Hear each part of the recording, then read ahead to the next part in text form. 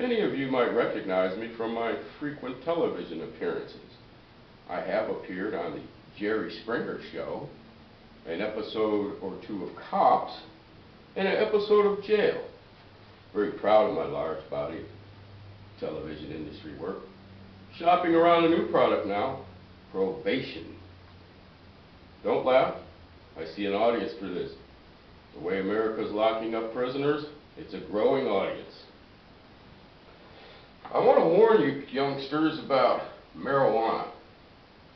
Marijuana today is very strong. Be careful. There's your warning. You know, the other day I saw a young lady. She was smoking marijuana right at a traffic light, right up front there, with a hash pipe. I thought to myself, how refreshing, finally, someone not on a cell phone. But seriously, young lady, yeah, maybe you might want to smoke a cigar or maybe a cigarette. Maybe the cops will buy into that, but I don't think so. You're not fooling anybody.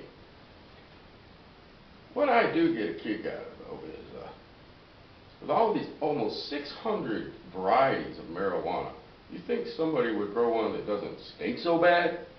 You put cop dogs out of business. Neighbors 2 streets over complain about the smell. They're over here wanting to smoke it. Hi, neighbor. But here's a good idea. Crossbreed marijuana with kudzu. There you go. Problem solved. Kill 2 birds with 1 stone. But, you know, I would have loved to have been a fly on the wall at the big tobacco when they found out that most of the cigars they sell aren't even consumed normally. You know, it had to be a black guy, you know. I can see it now. JB, our research indicates a startling statistic. Fully 99.9% of all the people who purchase our product throw away the tobacco. We have found 4 individuals who actually smoked it, but they all died of cancer. Can you imagine the reaction that he got when they found out he could sell 2 empty cigars for the same price of 5 full ones? Brilliant. I certainly hope they advance that man in his career. I love people. My favorite people, no offense, I love Asian people. There's a special place in my heart for Japan. I spent a few years in Japan. I love Japanese people and the culture. I think they're wonderful. People are good all over, but I just have a special place in my heart for Japan. There's a little. The average Japanese is 5'10". I'm short in Japan too. I thought I'd be taller in Japan. I lived in a college town. I knew a professor. He was from Japan. And 2011, there was a huge earthquake and tsunami tidal wave that destroyed the Fukushima nuclear power plant. Maybe you recall that. Well, I contacted the professor and I asked him, you know, what he thought about that. And he pulled no punches. And my Japanese is a little bit, bear with me, but he said basically that the massive earthquake and resulting tsunami would almost certainly result in the attack of Godzilla. This is where my translation gets even fuzzier. The professor stated that the only thing that could possibly save us is a 600-foot tall flying turtle with flame shooting out of its ass. Gamera.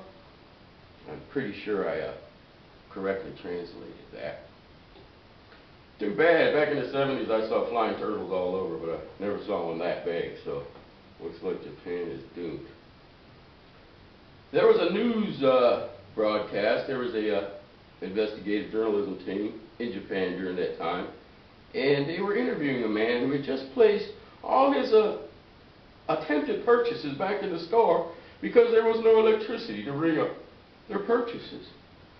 The manager came out and said, may I have your attention, please?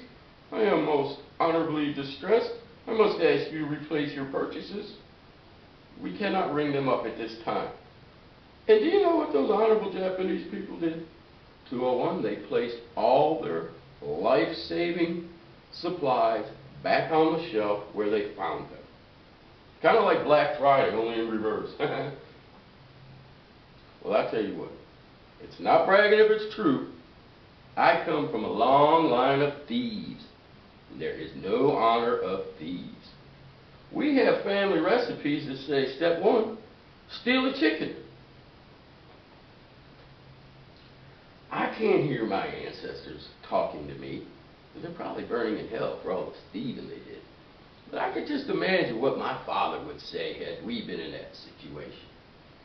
Son, the store's out of electricity. There's no burglar alarm. There's no video cameras. Quick, back up a truck to the dock. I'm going to grab a tow motor. Beep, beep, beep, beep, beep.